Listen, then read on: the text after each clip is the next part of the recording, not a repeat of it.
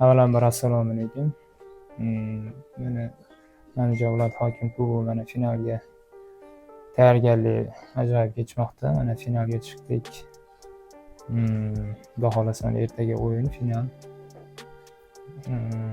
Kunora tayyorgarlik qilyapmiz finalga. Jamoalar imkoniyatdan kelib chiqib, kayfiyatlar yaxshi. Mana kunda bir mahaldan trenirovkalar jarayoni olib boryapmiz. Bolalarda yaxshi ruhiyat, kayfiyat a'lo darajada. Bolalar finalga tayyor.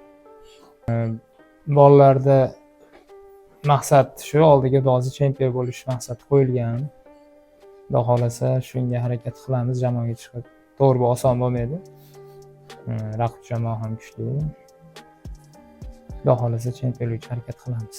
Raqib jamoada to'g'risi o'zimiz borib jonli ko'rganimiz yo'q. Kanalda bunaqa o'yinlar orqali ko'ryapmiz. Jonli efir orqali. Yo'q, komanda yaxshi. Bu finalga chiqqan jamoa ikkisiz o'zi bu finalga chiqmaydi.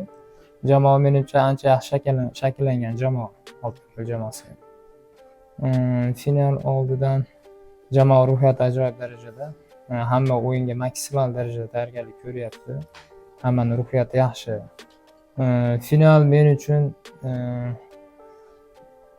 bizga endi yangi cho'qqi desak ham bo'laveradi. Oldin mana yangi jamoaga kelganimda bu klubni oldin ham qo'lga kiritganmiz. Xudo xolasa bizga To'nxo jamoasini yana bir tepaga olib chiqadi, marraga ko'tarib beradi nomini. Shu endi chempionlik bizga yangi nomni chiqarib beradi. To'nxo jamoasini yana bir bor viloyat, Andijon viloyatiga tanitib beradi degan.